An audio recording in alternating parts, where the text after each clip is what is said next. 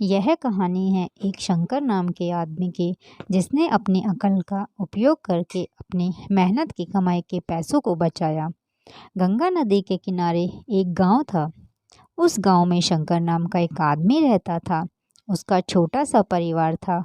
वह दूसरे गांव में घूम घूम कर कपड़ा बेचा करता था और अपना परिवार चलाता था। वह शरीर और दिमाग से बहुत ही मजबूत और हट्टा कट्टा था। एक दिन शंकर सुबह सुबह ही कपड़ा बेचने के लिए निकल गया। ठंडी का दिन था और बहुत ओस गिर रही थी। उसने दिन भर गांव में घूमकर कपड़ा बेचा। कमाई भी बहुत हुई थी। वह मन ही मन बहुत खुश हो रहा था कि मेरा आज का दिन अच्छा रहा। शाम हो गई थी। वह अपने घर जाने लगा।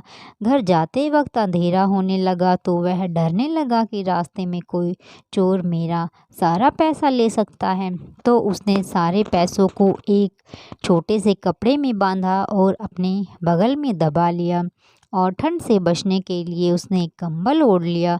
वह चुपचाप रास्ते से घर जाने लगा। कुछ दूर जाने के बाद अचानक उसे एक लुटेरे ने रोक लिया।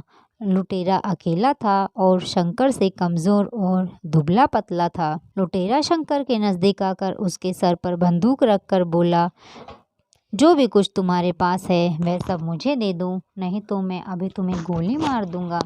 यह सुनकर शंकर ने लुटेरे को सारे पैसे की पोटली दे दी और बोला, ठीक है, यह सब पैसा तुम रख लो, लेकिन कुछ निशाने दे दो कि तुम मेरे सारे पैसे लिए हो, नहीं तो मैं अपने घर पहुंचकर अपनी बीबी से क्या कहूँगा।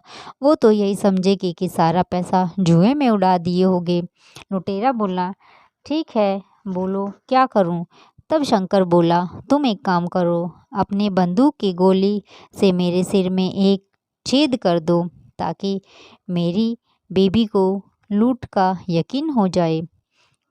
उसने कहा, ठीक है, कर देता हूँ, और बड़ी शान से अपने बंदूक चलाकर उसकी टोपी में छेद कर दिया। अब लुटेरा वहाँ से जाने लगा। तो फिर शंकर बोला, सुनो, मेरा एक काम कर दो भाई, जिससे मेरी बीबी को पक्का यकीन हो जाए कि लुटेरों की गैंग ने मिलकर लूटा है, वरना मेरी बीबी मुझे कायर समझेगी। तुम इस कम्बल में 8-10 छेद कर दो। लुटेरे ने हंसते हुए कहा, तू कितना डरता है रे अपनी बीबी से। और इतना बोलकर खुशी खुशी कम्बल में गोलियां चलाकर छेद कर दिए। इसके बाद शंकर ने स्वेटर पहन रखा था, उसको भी निकाल लिया और उससे बोला, भाई इसमें भी एक छोटा सा छेद कर दो, मुझे डरपोक समझेंगे।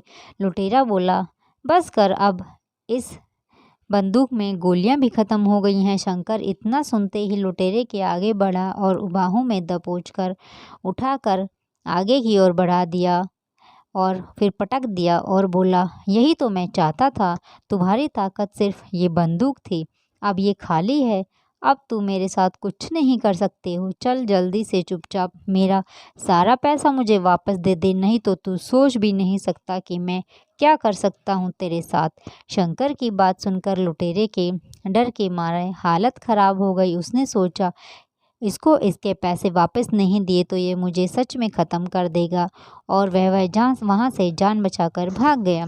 शंकर ने लुटेरे से पैसा लेकर खुशी खुशी अपने घर चला गया और घर आकर उसने अपने सारे चालाकी का किस्सा अपनी बेबी और गांव वालों को बताया।